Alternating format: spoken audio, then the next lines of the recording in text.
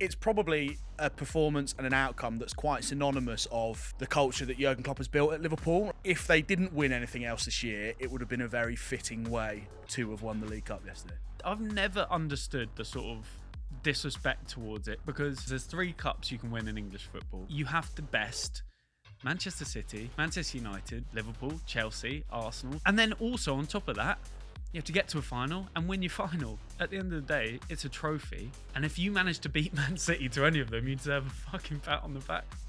Jurgen said to me, You know we'll win the Premier League, you know he said so. Welcome back to Football I'm in love with Trending. him enough. We've got 2 very, very, very, very happy Liverpool fans. Get sat in there, here. get in. Ben, who actually went to the game, so I don't know what For you some fucking reason. Get on that, Liverpool fans. don't know why you lads weren't there. Ben actually went to the game, and I just enjoyed it from a pub in East London. A huge, huge win for Jurgen's Reds. Jurgen's kindergarten Reds. Jurgen Klopp himself has claimed it's his most impressive victory, or the one that's Special, I meant think he most said, to him.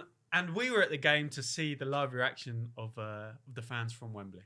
Reds have got no money, but we'll still win the league. The Reds have got no money, but we'll still win the league. Of the fucking Reds!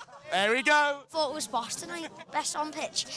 Endo. It was like a young Mascherano. Get in there, get in! They deserved. I think Chelsea had their chances, but Kelleher, unbelievable, stepping in for Alisson the way he has tonight again. It's massive. But we go again on Wednesday against Southampton. I believe in the boys. We've got a big squad. I know a lot of them are out, but Trent, Salah, Szoboszlai, Nunes, they'll all be back soon. So Word on the Reds, boys. Unreal. To be honest, it was rigged. I reckon King Charles paid the ref to let Chelsea have it all. It doesn't matter if King Charles pays them, we're still gonna win. Oh, amazing. It's amazing, especially with Let's get up the fucking Reds! Yeah! especially with all the young lads that came on, you know what I mean? Brilliant performance, really good. Time is now 6:25. Poch to go by 9 o'clock. give him by 10 maybe. I don't want to sack him yet, but he's not a threat, is he? He's not a world-class manager. Poch is not a world-class manager. Ending on a Nope. sour tone. A sour note. It wasn't very nice. Yeah, as a Spurs fan and a Southampton fan, we've seen Poch what is he's best. been to. So King Charles paid the refs. Yep. Hendo's, Sounds legit to me. Hendo's a younger Mascherano. Yeah, makes you think. The guy wasn't even born when Mascherano was playing. It does make you think, and he's a Liverpool, Southampton fan, so he knows. Lads, I'll start with you boys. What did you make of it? What did you make of the game? How did you see the flow of the game? And there's been a lot of chat around it. Yeah.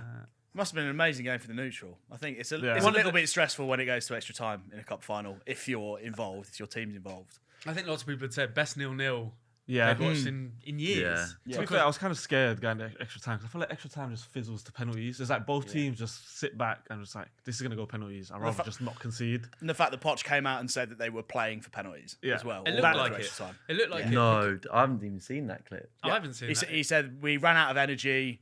We had to take Conor Gallagher off 5 minutes in because he was just fucked, basically. And he said that penalties would be good Things for not us. to say. I'll Things come on not to to that. say. Don't say them out loud.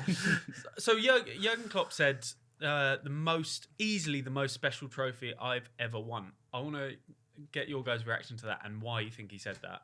It's the way we won it. It's the players we won it with. It's that camaraderie from the players. Van Dijk's interview at the end of the game, I've never seen him so emotional to win a game. And as a Liverpool fan watching it behind the screen, not even at the stadium, I was just like, we've done this. Like, imagine the 16-year-old on the bench.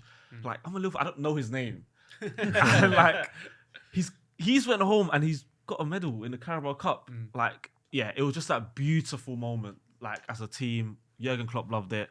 And I'm just so gassed. Like, I think having got into that game knowing that we had literally 10 injuries. Yeah. Half of our starting 11 not featuring at all. I mean, they're voxing before the game. There were still a lot of people that thought Salah and Nunes at least were going to feature. Yeah. Until an hour before, it turned out none of them were even in the squad.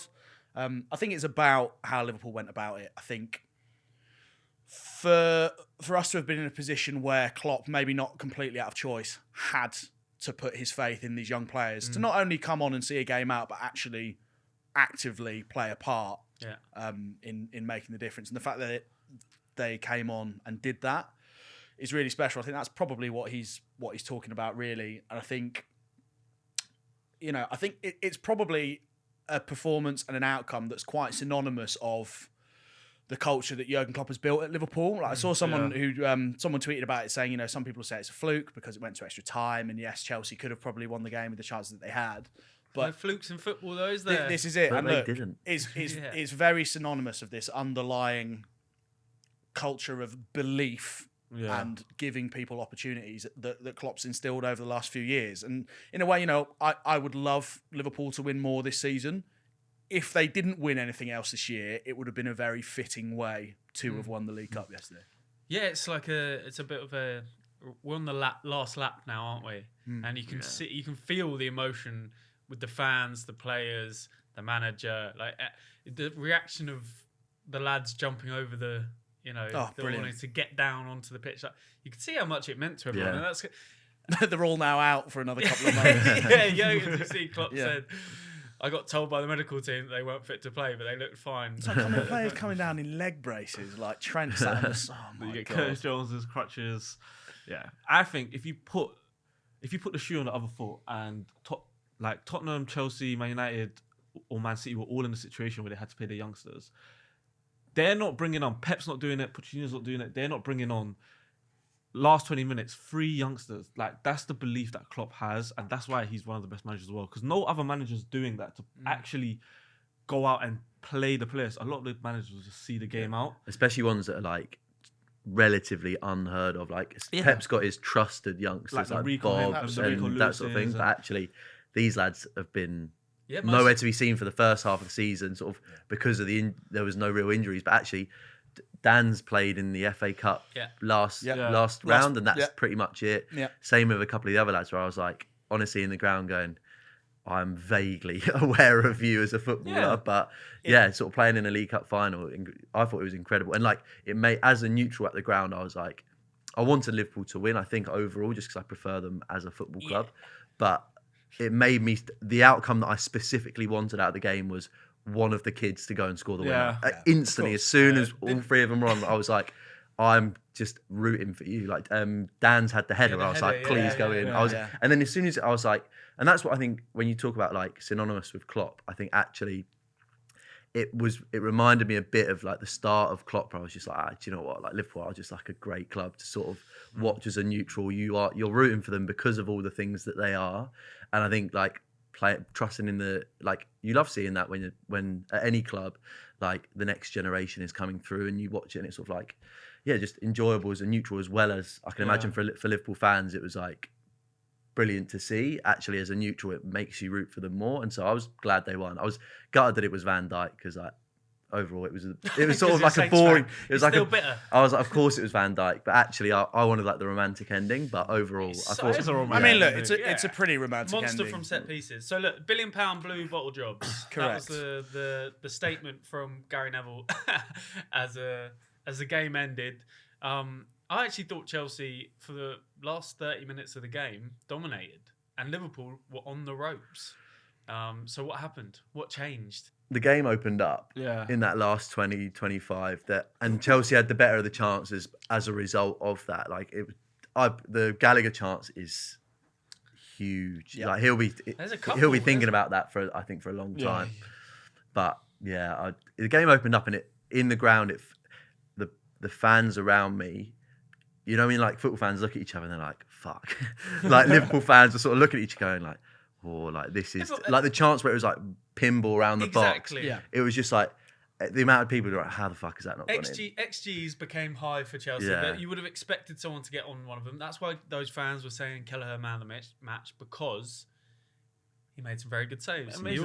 He's very quick off his line, which is very important if you're going to play as high a line as Liverpool do. He was brilliant. He was brilliant. I thought he was the man of the match. Like the saves he made were so high. I think Van Dijk did. He was good. Scored twice. I don't want to talk about the goal. I can't be fucking. I mean, mate, they're fucking. they are honestly making it. I mean, I think he's doing it anyway. Can I just say that? I'm going to say it very quickly. I think the biggest issue with stuff like that. It's a cup final. You want to rule out goals for legitimate reasons in cup finals. My biggest issue with it, apart from the fact that when the ball comes in, it's 5 yards over fucking Endo's head anyway, Yeah. so they're definitely not active. My biggest issue is how on earth, if these decisions are meant to set precedents going forward, how on earth do you apply that at any level of football? That goal, every weekend, at every level in the football pyramid, Everyone's doing it. is allowed, is standing. They are never, ever, ever going to be able to implement that decision. Mark Clattenburg's come out and said it was a fucking howler already. I think we can also, as football fans, I don't want to see that given as a VAR Yeah. decision. That's not what it was there for. It was not clear and obvious. No one knew what was going on for like large periods. In the pub, I couldn't hear what the commentator was saying. I was just like, I don't know what's happening. In terms of in the ground, it was like, you know, you're just like annoyed as a football fan. Yeah. I was in the ground. I was just like, what was it like? I reckon it felt like 5 or 6 minutes. Like it might have been shorter than that, but in the ground, you're not getting any communication, no commentary, nothing on the screen other than just like potential. Nobody knows what's going on. Liverpool fans have thrown like 4 flares onto the pitch, and it's like, keep the vibes. It just kills the. I think I speak as someone who because of a League Cup final experience as a Saints fan where we had an offside, a goal that was disallowed when he was onside.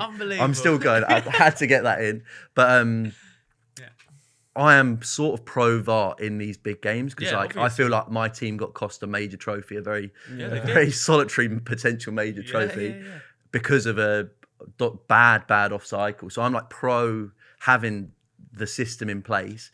But the way that it's done is actually scandalous because it just kills the whole atmosphere straight away. Yeah. Like Liverpool fans and Chelsea fans, I couldn't really hear the Chelsea fans from where I was sat. Like it felt like it was all Liverpool fans. Like it was an incredible atmosphere, but it just like stone dead killed it. And it was just like, that's the bit that I find so frustrating about VAR because like the geezer's going over to the pitch side monitor. I know that he's going to give it the way that the VAR said, so cut that bit out for a start. And also, like, when has an offside decision ever been given by a referee going over to the monitor? It's because of the subjectivity. It's the subjectivity of whether he's interfering with play. That's it. But it's like, look, Van Dijk's a 6'4" monster, and he didn't lose a single header all day. He's going to go and fucking head that into the goal. We all know it. This is it. Just give it, mate. The issue is the one player who was active the entire way was Chilwell, and he just got beaten to the ball. Yeah. That's the end of it. I thought it was scandalous. I hated it. And the Chelsea one was also annoyingly long as well, when that was just, is he or isn't he offside? Like, it was a good, tight, it was tight. 10 minutes out of the game. I thought he looked on. From the angle that they showed on TV, he was on. Yeah, but there was another angle that he looked off. We need a camera that follows the player along the pitch. How is it not level with the pitch? This is the thing. Using that wide broadcast angle, he looked on, then they punched in, he maybe looked on. But this is where I think you can get, like, in cricket they have umpires call where it's like for that time, if you're doing it by margin of error. So actually use the linesman's eye on the pitch as it happens to be like the offside, the on-field decision is one way. And if it's super tight, like it was in the game, it's the linesman's call, and it gives the linesman some form of like importance because now they're basically defunct. They've just stopped giving it. They just wait until the ball's out of play, put your flag up, and then also just wait on VAR to tell you if you did your job wrong. Offside calls were one of the highest percentages of correct decisions even before VAR. Yeah, they're very good at it. Like they're probably the best thing about officials in this country is like linesmen get tight offside calls right like 99% of the time, and it's occasional howlers and mistakes that you can sort of deal with. League Cup so I'm just like still that's how you deal with it. He's got a really deep knowledge of League Cup final football, hasn't he? Look, I want to go back to Chelsea then quickly. Yeah. Because the £1 billion blue bottle jobs thing, obviously, it's great alliteration. Everyone has absolutely loved it. But how true do we think that statement is? Because I think I said to you guys before that last 30 minutes, Chelsea could and should have won the game. They rode out a big Liverpool storm for like the first, arguably 50, 60 minutes. After that goal, after the Liverpool goal, Chelsea, the game opened up, as we said. Chelsea found a lot of joy on the counter-attack. Cole Palmer specifically was brilliant. I thought, like, throughout the game, he just caused a lot of trouble. He had that kind of free roll to come inside, which Liverpool didn't know how to deal with. Obviously, very young midfield that kind of wants to push on as well. Although Endo was brilliant, I just thought there was 2 or 3, maybe even 4 chances that you're hoping that someone puts the ball in the net if you're a Chelsea fan, and they just could not do it. And then when Conor Gallagher has to come off, killed. It completely sunken. They Chelsea. lost everything. Yeah. And Chelsea fans will still tell you that they're not sure about Gallagher. And Some Chelsea fans. And he looked fuming about it as well. Well, I apparently, I couldn't hear comms, but apparently he was injured. And so that's why he was fuming, is he didn't want to come off. Mate, I mean, but he must have been. He looked, he looked fuming. It completely unsettled the way that Chelsea were trying to play, especially on the counter-attack, because it meant they had no hustle in the middle anymore. No one was going out to meet the ball. Caicedo did a good job of breaking up play, but no hustle. There was no plan past that point. And then you brought on, taking Nkunku off the left, putting him up top. Nico comes off. Mudryk goes onto the left. I mean, they just lost. It just, again, started to look like a bunch of kids who didn't know how to play on the pitch for Chelsea. The only difference is our kids are worth nothing and their kids are worth 100 million. So, no, but this is kind of what I wanted to say, right? The Liverpool Academy has had Klopp over the top of the club for years. You have these kids come through. They know what is it required of them to play for Liverpool. Chelsea don't have a style of football. I think everyone can watch Chelsea and go, I don't know what Chelsea are trying to do. They've had a manager for, how long has he been there? Just under a year. Just under a year. Hasn't managed to implement anything. Definitely hasn't managed to get the best out of the academy yet. My point is, those kids came on, knew what the job was for Liverpool, and the kids that came on for Chelsea, albeit £100 million worth of kids, did not know what the game plan was. And everything went to shit after the substitutions happened. Yeah, I don't. Part of me thinks the game just died. Liverpool brought them on at like 90, just before the 89th minute. You'd expect the game to stretch, and it just fizzled a bit. And I think it was like ran out of energy. Definitely, yeah. And the key thing was actually Liverpool, and the reason I think it was a good decision from Klopp was they sort of came into the game, and as Chelsea became more and more disjointed with these individual substitutions, I then think actually the energy was the key difference in earning the sort of territory for the set piece that won the game. Because it's like, you can say it's lucky, it's a set piece, but actually you need to work your way forward. And actually Liverpool probably did have the better of the territory in that half of extra time. So it was sort of like, I think it paid off just from the energy that the three subs brought to the Liverpool team. Because Dan's was working really hard, because Diaz was blowing up. Yeah. Went central, and Dan's was running up and down on the left wing. I don't think that's his natural position. He feels like a number 9, pretty out and out. It was a smart call by Klopp to bring on a bunch of kids that he knew he could rely on to put their fucking hearts out onto the pitch, and that in the end looked like the difference. I think it's easy and it's good fun to say £1 billion bottle jobs. It is fun to say. It's fun to say it. It is fun to say it. I think there's just as much to be said about also. Again, the mentality that Liverpool as a club have drilled into those players from the academy upwards. Some of the performances that over the years we've pulled out under Jurgen Klopp have been absolutely incredible. Chelsea obviously have had a woeful season. This was an opportunity to take real advantage of a depleted Liverpool side, a side who Poch would have known, there were Chelsea fans who must have been licking their lips when they saw that team sheet go out before kick-off. I think that's naive, though. It's still a cup final against Liverpool with loads and loads of talent on the pitch. 100%. But this is what I mean. I think it's very easy to say they've bottled it.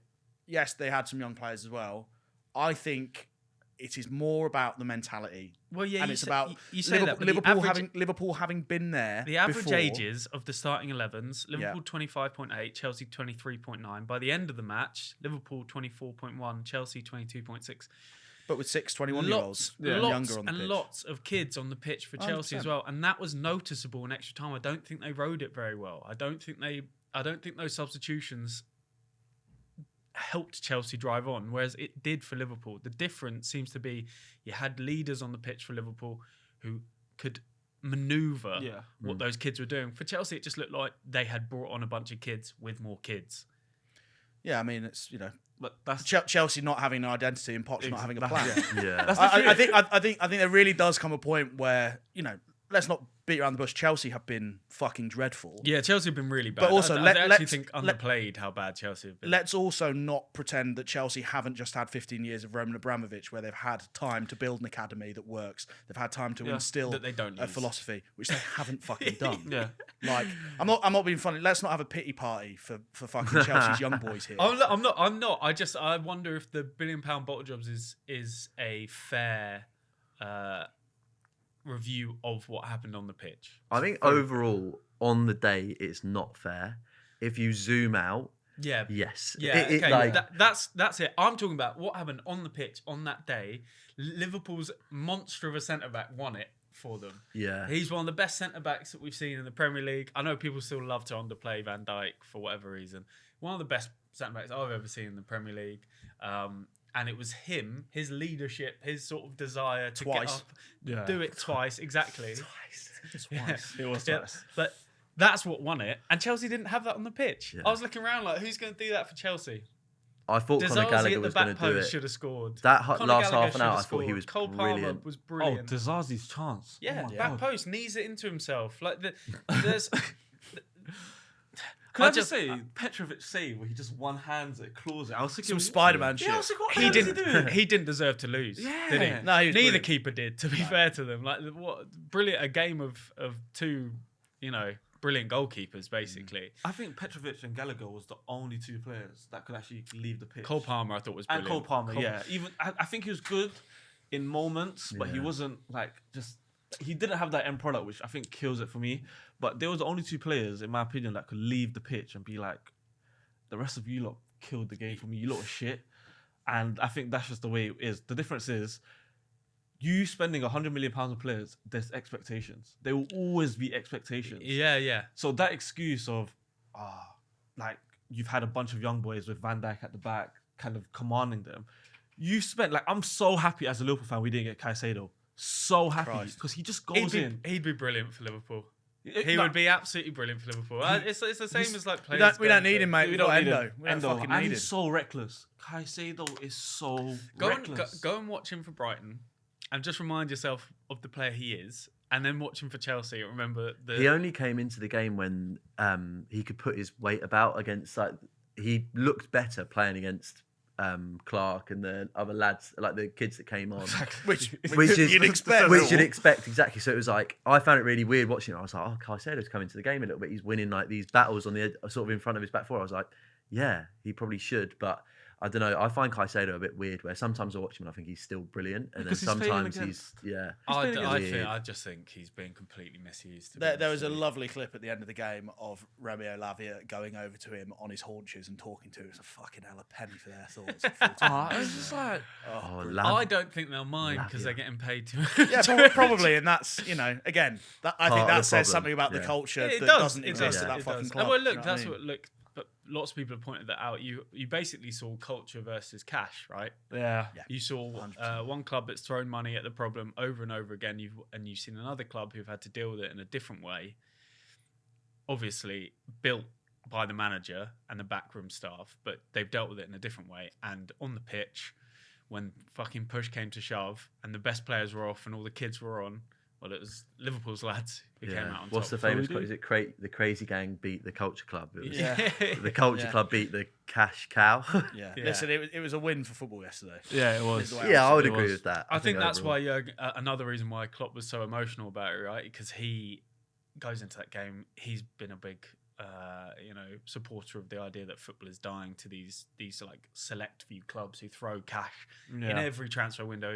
Cash at the problem, and then for that problem to not be solved and beaten by a bunch of kids, mainly from Liverpool, quite special.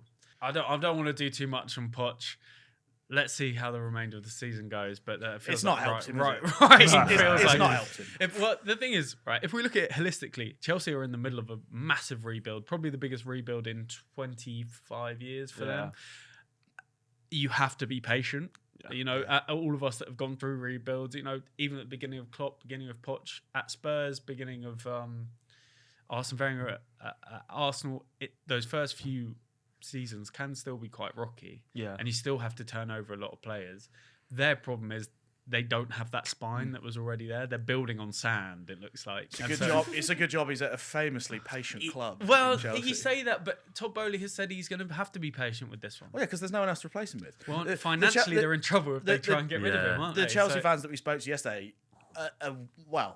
a large amount of them said that they'd go back in for Tuchel, but I think that's probably because he is realistically the only option. This but this fucking is the issue. dance. Like what, you go to Tuchel, then Ancelotti, then back to Lampard. Mourinho, then This is the Mourinho. issue. Every time you do a rebuild and you change the manager, that rebuild's going back 10, 15, 20%. Yeah, of course. And Chelsea are just in that cycle where they go 10% forward and they change manager, go 20% back, and you have to just be patient. This time. I think at some point you have to. They have to stick. You have to stick. have to be stick to your patient. guns and allow him to get it right. And if it's not Pochettino and you do move, then you have to be fucking patient with the next one. And if they stick to it and it falls to bits, very, very Look, funny for everyone everybody wins. else. Everyone else wins. Yeah. Okay, so look, there was a lot of chat after the game. Lots of fans doing the standard, "Where's League Cup? Why is everyone getting so emotional?" And so we asked fans if they felt like the League Cup was disrespected. Here today for the League Cup final, competition that Chelsea have won 5 times. In recent years, there's been a bit of chat about it being a bit of a tin pot trophy. Do you think it deserves a little bit more respect as a competition? Oh, 100%. It's a trophy at the end of the day, and especially for us this season, like, it's all we can really do at the moment. So this and the FA Cup, we'll take it. In years gone by, I probably would have called it a tin pot as well. But given our state this season, it's a huge trophy. Europe, isn't it? So when you're sitting 10th in the league, I think any games at Wembley become more important. And so, I've always thought massive trophy. Definitely always thought that, and we'll continue to think that. It does get disrespect, yeah, of course, but if you're in other competitions, you're not too fussed about it. But if you're in this one and that's all you've got, then you're going to go for it, aren't you? Trophy's a trophy. I think a lot of the clubs in the Premier League would want this trophy. Any club would want it. people saying Spurs, Arsenal, both playing better than us this season. The facts are, if we end up this season with an EFL trophy, and these Arsenal, these Spurs fans, they end up with nothing, but they've got top 4, top 5, top 6, whatever it is. We've won a trophy at the end of the day. Who's the better team this season? Yeah, it's definitely an important competition. I mean, for us in our season, we've had a pretty poor start. It's been a bit shaky with our wins and losses, but I think if we can get the win today and obviously bring home the cup, it'll be a huge confidence boost for the players and obviously Poch as well. So I think it does deserve a bit more respect, but in the same sense, it's not the same as the FA Cup. Yeah, it needs respect from fans of teams who don't get to the final. That's what it needs. It's a Tin Pot Cup to, United fans until they won it last season, the way they celebrated it. But yeah, any day out at Wembley is an amazing day. Well, now that you got the Conference League up for grabs, and obviously, yeah, 100%, definitely. I mean, at this stage of the season, to get a bit of silverware, leading on to the last few months of the season, I definitely think it's a good trophy, bit of confidence, especially for us Chelsea. We need it, so. Bit tough to do that one prior to the game for the Chelsea fans, then. Yeah. I wonder how they feel now. Well, listen, let's check the Twitter account. If any of them wanted to come and talk to us after the game, then we might have got it. But yeah. Look, I'm a big believer that the League Cup is incredibly disrespected. It's been going for as a Spurs fan. Yeah, you're not a as a Spurs fan, as a football fan. I don't Spurs. massively understand the sort of snobbery around it anymore. Because there's 3 cups you can win in English football. Exactly. And in the United Kingdom, you have to beat every other team out to all 3 of those cups, right? You can either win your league, you can win the League Cup, or you can win the FA Cup. In that, you have to best Manchester City, Manchester United, Liverpool, Chelsea, Arsenal, Tottenham, all the rest of the Premier League teams, as well as those teams in the Championship that are on form. You have to take on any of the other teams that are knocking around and on a lovely bit of run. And then also on top of that, you have to get to a final and win your final. Yeah. And so I've never understood the sort of disrespect towards it, because at the end of the day, it's a trophy. It's a trophy. There's only 3 on offer. And if you manage to beat Man City to any of them, you deserve a fucking pat on the back for my money, because I mean, you're right. As a Spurs fan, I'd snap your hand off for a League Cup now. I'd snap your hand off for another Audi Cup, to be quite honest with you. But I just think it's football snobbery at this point to sort of sit there and say I wouldn't want to win that. It's the same as West Ham fans win the Europa Conference last year. European trophy. Yeah. They're saying it's a European trophy. Lots of fans laughing at them. But most football fans in the UK, I think I've said this on here before, will never win a trophy. Most of their teams will never win a trophy. Yeah. So for people to have a snobbery about the League Cup is usually top 6 clubs, right? But specifically, those Chelsea fans sum it up really nicely. If we were higher up the league, if we were looking at the Champions League spots, if we were looking at the FA Cup, we wouldn't bother about this. But that doesn't make any sense to me. Because also it can alleviate massive pressure on a club. So my feeling towards it is I've never really understood the disrespect. I think winning any trophy as a football fan is the top of the mountain, be it the Europa Conference League, League Cup, even the Johnson Paint Trophy. You see how fans celebrate that? It's huge. It's huge. And so I don't get it. I don't get this football snobbery, and I think it comes as a Twitter kind of afterthought for me. Like it's a Twitter fandom mindset. It's a sport that is judged ultimately on silverware. Yeah. It doesn't really matter whether, Liverpool won a 10th League Cup yesterday. They were already the record holders. The point is you want to win trophies. You ask players at the end of their career, I mean, fucking hell. Ask Harry Kane if he'd like to have won a League Cup. Do you still get into Champions League or Europa League? Europa League. It's conference. It used to be qualification for actual full Europa UEFA Cup. It's now Conference League, which I can understand people would say that hasn't. So is the FA Cup Europa League? FA Cup is Europa League. Okay, so that hasn't helped then. It's not helped at all. But to be fair, one of the things it does do, it has thrown up some unbelievable stories in the past. Like 2011, Birmingham City beating Arsenal in the final. Who then went on to get relegated and were playing Europa League football whilst they were in the Championship. It's amazing. Swansea. Yeah. Wow. My whole thing with the League Cup and also the FA Cup, because I think the FA Cup has got this heritage, but actually big teams treat it in quite a similar way, where it is a chance to rotate. But that it used to be only big teams that did it. But now you'll get earlier on in the season, Saints rotated for a League Cup game. We rotated in the FA Cup against Watford away and ended up to preserve for the league, and then we had to play a replay because we drew against a team that in the league we beat quite comfortably. And I think it's actually fans don't respect it as much as don't respect it as much as they maybe should until the latter stages. You get the quarterfinal, semi, and final, and it becomes increasingly important to the teams that are in it, which I think is relatively natural. But it's actually managers of clubs below the top 6 where I'm like, what the hell are you doing? There was a Spurs game a couple of years ago against Sheffield United, and was it Mourinho or Conte changed the whole team around? It might even have been Poch. It was that far back. Conte. No, it was Mourinho.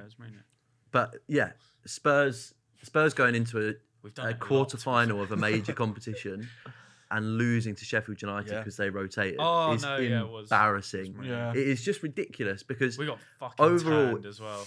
I think it's a manifestation of where football cares more about money than fans. That is where I think the sadness of the disrespect comes. Is actually managers and Klopp is in touch with the fan base, but Klopp is willing to rotate in the League Cup, and that's okay when you're a team that has won a lot.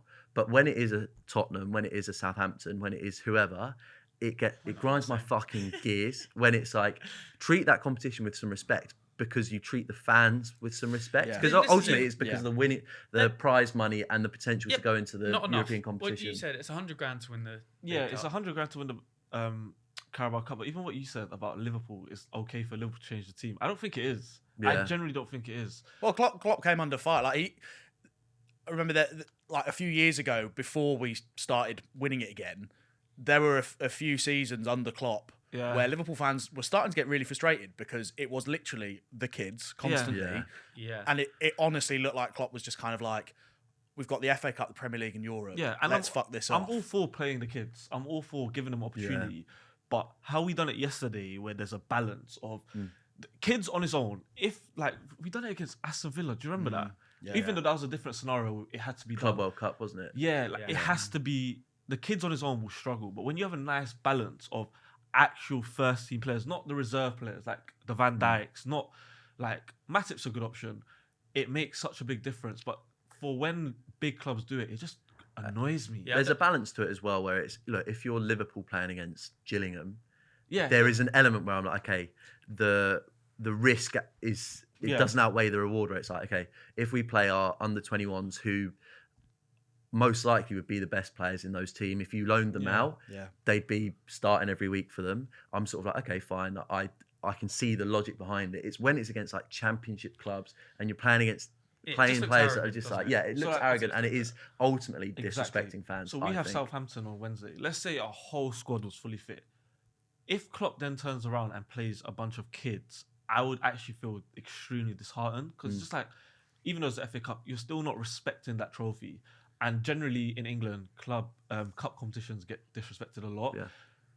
If we had a fully fit squad and Klopp ended up playing the youngsters, I think it will be very naive of him, and it kind of shows that disrespect to club competition. If you play the team that you ended the game with on Wednesday night, so if you played Dan's Clark, and we went with a full strength side, I might get panned. I knew where he was going. I consider us like a Premier League club. We're in the top 23 teams in the league. You're going to say I would look at the team and be like, okay, we've got Ryan Fraser, David Brooks, all like Premier League lower Premier League players out on loan. I would be not confident, but I would go, there's a chance. There's 100% a chance. If you played that team that you ended Sunday with, I'd be like, Jayden Danns doesn't get into our team. Bobby Clark doesn't get into our team. We have a decent shot. They're all League Cup winners. We'll see, won't we? We'll see on Wednesday. Was it in France a couple of years ago that they binned off their equivalent of the League Cup in order to benefit their other domestic competition? Would you say if we were to get rid of the League Cup here, would that...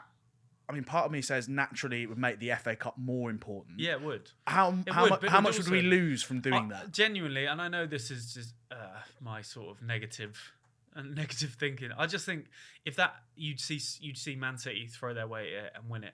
9 times out of 10, and they're probably going to win it this year, unless Liverpool can stop them or Arsenal. But I mean, and that's the name of the game, right? Or Saints. But also, it's the time where the Carabao Cup finals played in February. Yeah. It kind of sets the season up. Yeah. It is. It starts the running. It's the start of the business end. It is. It says like, okay, because March is considered the running, right? Yeah. That's when Champions League is turned right up to you're now against the best of the best. FA Cup, we've knocked out a lot of smaller teams. This sets the precedent for the rest of the season. Where are you going to go? Liverpool won that game with a team that no one expected them to go out and win with yesterday. Could they go on and do the league? And that's why Could they go on and do the FA Cup? Exactly. Could they go on and do it? There's a lot of big questions now about what Liverpool do with the rest of the season, and that emotion that you felt yesterday could drive them on. Exactly. To take it back to disrespect, though, it's 100% down to cash, isn't it? Oh yeah. Because if you finish one place higher in the Premier League, that money it goes up exponentially, especially if you finish 6th to 5th, 5th to 4th. Huge difference in the cash that you get. But for me, as fans, the cash that the club makes is only one part of the story. We want to see trophies. We want to see. We want to have Everyone wants to have the moments that Liverpool fans had with the team yesterday. It bonds you, but it also buys you so much. If Chelsea had managed to have that yesterday, they'd be, the goodwill that would buy Pochettino is huge. Amazing. Yeah. But they don't have it, and best of luck to them for the rest of the season. One last thing on disrespect then. Actually, Piers Morgan said, if winning the Carabao Cup makes you cry, it's definitely time to move on. Can we agree to make that the first and last time we ever quote Piers Morgan? My last point is he is such a good example of you don't fucking get it, mate. Just shut the fuck up. You don't get it. If you don't understand what winning a trophy means for your club, great. He's an Arsenal fan. He doesn't. Yeah, this is the man that hounded Arsene Wenger for fucking years, and then winning. As soon as he left, he was like, he is a club legend. So he is kind of a club legend. So I just think, let's just apply everything Piers Morgan says and just say the exact same likes, thing. By the way, which tells you about the mindset of football fans at the moment. What did I say about football fans last week? Yeah. Hey. That never made it out of that episode. Unfortunately, we had technical issues last Probably week. for the best. Good stuff, because Ibby had some fucking There was actually a bit where they like Joel and Ben said, you can't say that. Probably can't say that. There was literally a point where we had to stop and I'll go watch again. that back. Last thing is, before kickoff, the booing of the national anthem. It was always going to happen because you basically had the Royalists and the Liverpool fans. Obviously, this always gets blown out of proportion, but classy as ever, Klopp came out and said, "Not everything is better than in the past, but thank God we have the freedom of speech and the freedom of opinion. It was clear something like this would happen. Everybody knew it. That's fine. Nothing else happened. There were no chance. The people showed. I don't know exactly what it is, but they weren't always happy in the past with the way Liverpool, the club, and the city were dealt with. That is it." And with King Charles putting £1,000 to the referees each. Well, this is it. There you go. This is it. It's quite boring to talk about it. Liverpool are in finals a lot. It happens a lot. Yeah. Everyone knows the reasons why. I mean, has anyone come out and spoken about the tragedy chanting from Chelsea fans yesterday? Was there? I didn't actually hear it. Yeah. Absolutely loads of it. Oh, God, I'm glad they lost then. Yeah, exactly. Liverpool fans can really boo because I could not hear the anthem at all. Like over the speakers, yes. literally you just can't hear it. Like it is the whistles and the boos were. I was like, fair play. But the only thing I'll say is I always feel sorry for the geezer or woman that's singing it. I'm just like, the biggest moment. Like you're singing like the national anthem at Wembley. Like it is a big moment for like. I'd imagine there aren't many bigger gigs for like classical singers. So it's sort of like, see that Liverpool get through and they're like, fuck. Yeah, literally. Oh mate. I just mouthed it. I'd be like, just get the backing track on. I'm not doing this. Can you imagine how fuming the Chelsea fans were though? Yeah. With that. Yeah. Yes, I can. It makes it even better. There were last week. There was a lot of chat about making the Wembley of the North. Jim Ratcliffe. Jim Ratcliffe came out and spoke about laid out all of his hopes and dreams for the new look Manchester United. He said some rogue things last week. He's been he's enjoying his moment. He's been saying a lot of stuff. We went out onto the street to ask people how they felt about Jim Ratcliffe creating the Wembley of the North. Jim Ratcliffe at Man United came out this week, says that he wants to build a new stadium to replace Old Trafford and basically have it as like a national stadium for the North. Do you reckon that'd be good for the country? Yeah, not good for us Southerners though. I mean, I've literally a 30-minute train journey and I'm at Wembley, so it's good for me. But yeah, I mean, why not? I definitely think that they should. I don't think it's a bad idea in terms of national teams going all the way around. I think Wembley's where it's at. Stick to Wembley. It's quite infamous. It's been around for so many years. It looks amazing. Yeah, I'll stick to Wembley. You can't have a national team, everywhere else. The heart of international football is actually in Wembley as well, so you can't move it. We definitely need a stadium. We're driving down from the north, for teams like us and the United and City. It's a bit of a trek. Some people bring the whole families. It's quite a big expenditure. We were talking on the way down. We do need a stadium. It's more central for everybody. I like it when we do international friendlies and they play all around the country. There's nothing wrong with that. However, I do think we've got one place where, that's where the history lies. A final at Wembley is always going to be a final at Wembley. If he does do it, I don't really have a big opinion on it, but I think ultimately it will just bring more international tournaments like the Euros, like the World Cup to this country. So Not bothered, don't really want to go up to Manchester. Shit up. I can see its benefits. I know for a lot of people it's quite a long way to come to Wembley and kind of just isolate everyone, but it doesn't make a big difference to me. I probably wouldn't go. It sort of makes sense on paper, but Wembley's quite convenient when you live in London, so wouldn't bother me personally, but yeah, makes sense. It's one of those that every Southerner is going to say, well, I couldn't be asked to go. And then every Northerner spent the last 15 years being like, I can't be asked to go. I love the guy that was like, it's a 30-minute train journey from my house. Of course they shouldn't build one. It's so easy for me to get places. Where's the objectivity here? None. Where's the There isn't. consideration? This is what I mean. I don't know. Football fans have become so insular. This makes total sense. Does it? This makes total sense. Does it not? I'm so against it. Why I don't like the fact that it would be a Man United ground. I agree with the theory of an angel, not an angel of the North. That already exists. Exists, and you can't play football there. I can't knock that down. A Wembley of the North, I think, is a good idea. But I also think Wembley's, the fact that it's separate is the reason that every major final is there. To build a complete new ground for that up north, I think is a bit of a waste. Next thing you know, but there'll be a Wembley of the Midlands, a Wembley of everywhere. No, the whole point is that this splits the difference. Yeah. I just don't agree with it. The whole idea is that it makes the North feel that it is more accessible, that they are closer to a national team that over the years has become viewed as being London-centric. You can't argue with it. Every single game they play is at Wembley. Yeah. I think the other argument is as well, I'd love to see us bin off these FA Cup semi-finals that are being played at Wembley. I'd have no problem with saying, look, Villa, fine again. Villa Park becomes a neutral venue. venue for games It's like just the this. size of it, because isn't it? That's the problem. That's the problem. Yeah. And that's why I feel like you need a bigger stadium. And it was the Millennium Stadium in Cardiff for a little bit while Wembley was being done up, right?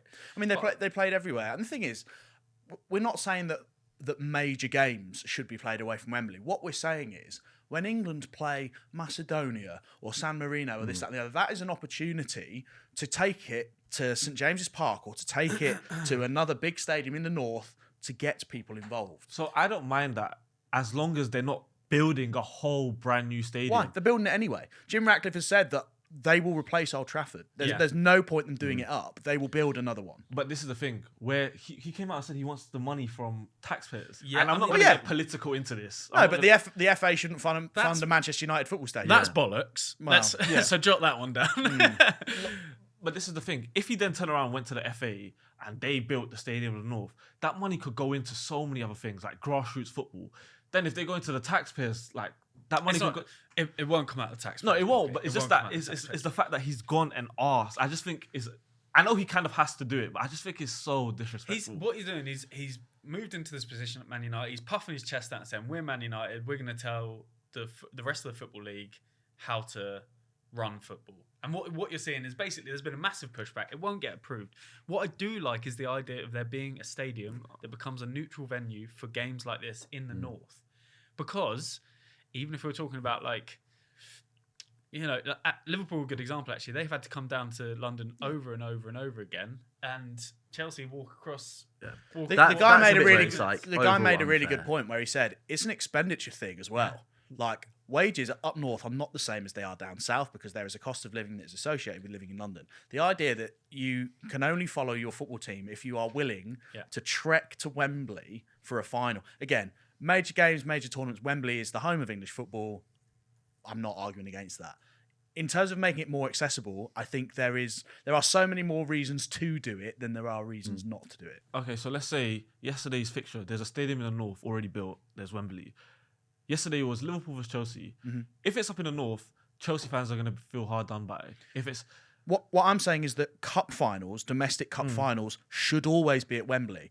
What I'm saying is we've got FA Cup semi-finals being played at Wembley. I agree. That's nonsense, which is utter rubbish. The whole point of Wembley is you earned the right to go there once a season in a cup final. Yeah. The other teams wanted to get to the cup final because they wanted to go to Wembley. You've got on some level, you will have teams now that will get to an FA Cup semi-final and be like, well, we didn't get through, but we got our day out at Wembley. That cheapens Wembley. That cheapens the competition. That cheapens the football culture. I think you're bang on, actually, overall. I know I don't say that often to you. But, I'm taking this, by the way. I think the main thing is actually, take the fact that it's Manchester United out of it, you actually do have probably like six stadiums up past Birmingham that you could play FA Cup semi-finals at, and England like competitive games as well, because they do it with friendlies at the moment with England, and I think I've seen maybe one qualifier at Old Trafford, one or two maybe, but that is the point. It's actually, especially when it's two teams from the north. I think if it's like, I don't know, team from the south, team from the north, you can be like, okay, it's sort of, nobody wins if you go to Birmingham, everyone's paying. But if it's like City and United coming down, because also at the moment, the teams that are going to make it, maybe bar Arsenal and Spurs, are City and Liverpool. Like, City and Liverpool are going to be doing the most trips. And so it's sort of like, by the end of the season, Liverpool fans could have a League Cup final at Wembley, a FA Cup semi-final at Wembley, 3 games. And like, as you say, family of 4. I was looking around and I was like, and there were Liverpool fans with like families that had come down for the game, train tickets, match ticket. That is like, I would never have been able to afford that as a kid. Like, it's a holiday. It's ridiculous. It's a holiday. You're putting a lot of expense to the back of your mind to commit to going to that game, and I think this extends beyond just the finals. I just feel like before tournaments, I think the last tournament England did their pre-tournament friendlies around the UK, and they went to Leeds. I think I can't remember where else they've done. Leeds, Newcastle, Middlesbrough, Old Trafford. What a better way to make you feel like, well, the England football team isn't a London football team. Yeah. It's not the London football team. I think that's what you're fighting. We should be trying to incorporate that. Yeah. Throughout the game, is that this London centricity is. I don't think it's good for the game. And also, like, Wembley is the home of English football, right? We know that. That's fine. That's not going to go anywhere. But that doesn't mean that everything has to happen there. England is the home of English football. Let's get out into the. I'm not sure we're quite ready. Well, Liverpool fans are quite ready for an England game at Anfield, though. I wouldn't go to Anfield. That's a bit of a push, I think. But I know that, like, before this Euros, there's one of the friendlies is at St James's Park. One is at Wembley, and then we're off to Germany. So a few years ago, I know it's probably a bad example because Arsenal and Chelsea are obviously both London clubs. Yeah.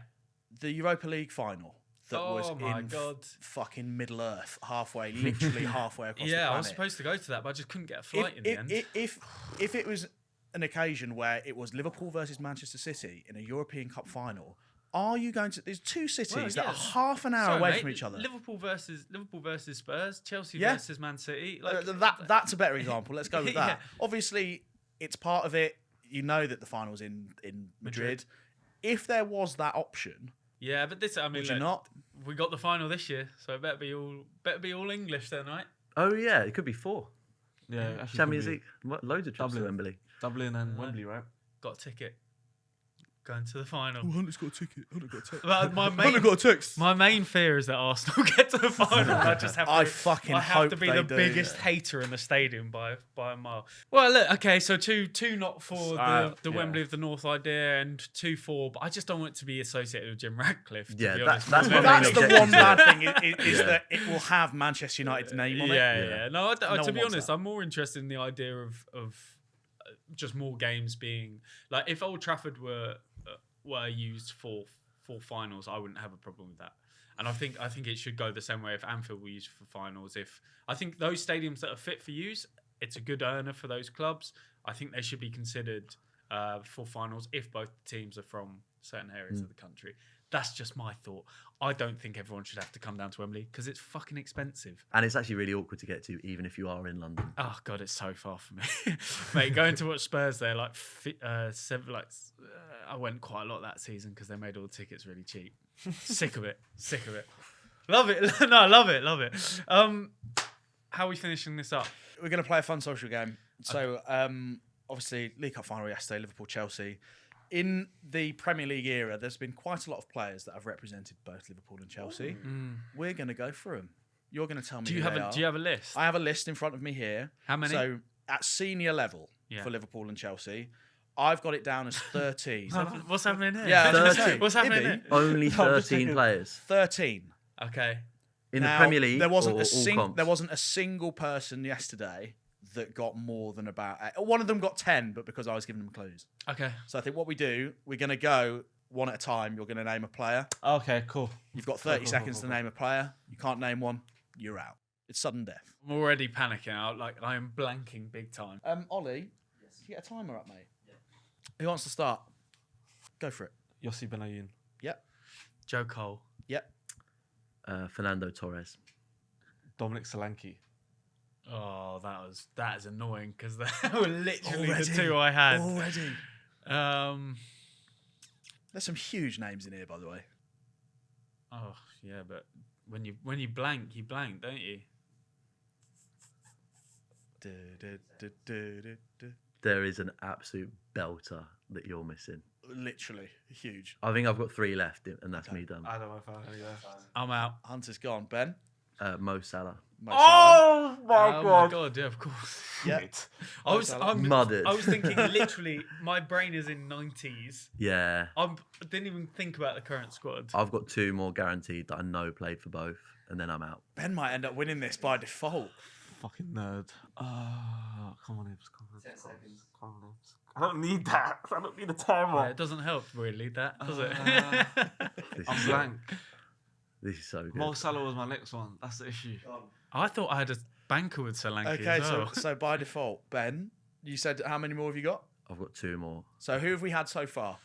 Mo Salah, Dominic Solanke, Joe Cole, Fernando Torres, Yossi Benayoun. I had Nicolas Anelka. Nicolas Anelka's correct. I thought Nicolas Anelka and then thought, nah. And then I think he played for Bolo Zenden. Fucking Bolo Zenden. Bolo Zenden was the one person yesterday that not a single person got at all. 7. I only know because I'm like... Don't say him, let's keep going. Yeah, okay. Amongst yourselves. No clues. Clues. There are still Glenn Johnson. Glenn Johnson's correct. That's a great one, yeah. I can tell you've got a couple more midfielders Midfielders. And one more... Three more midfielders and one more very obvious striker. Very obvious. I don't think you've said him. It wasn't Torres, right? You've already said Torres. Said Torres. How obvious are we talking? Like blindingly recent. Obvious. Pretty recent. What? I don't think you've said him. If you have said, if you say him and you're like, we said him. Striker. It's good TV. This. Yeah. Sorry for the audio listeners. My Liverpool striker knowledge is literally Andy Carroll and Luis Suarez. It wasn't Solanke, was it? No, he said Solanke. Yeah. He played with one of them. With Carroll or Suarez? He played with Sturridge. Daniel Sturridge. Yeah. Studge. Barini. Played Fabio for both. Barini. Barini. Great shout. Some player. Barini and Zenden were the two players that most people struggled with yesterday. There's only 13 that have played. That is mad. When you think about the size of the two clubs, and like there should be some There's a crossover. lot more at youth level. Like someone yesterday said Ryan Brewster. He's played for Chelsea. Yeah. But at senior level, in the Premier League era, there's a few more from sort of pre. How recent? Any? The ones that you haven't said. Oh, fucking go on. The Portuguese lad. Go on. Yeah, what's his name? Need a name. With the hair. Moreles. Raul Moreles. Yeah, that's what I was thinking of. Yeah. I kept on thinking Ramirez. How many have we got collectively then? I think you're only missing one more. Midfielder. I think you've got all of them. One more midfielder. Fernando Torres. Yeah. Mo Salah. Yeah. Joe Cole. Yeah. Nicolas Anelka. Raheem Sterling. We didn't say Sterling. Great one. Literally, the only one on the list that played was yesterday. I was thinking. I didn't think of this team. And Daniel Sturridge I'm was an doing the idiot. fucking punditry for it as well. I was at the game.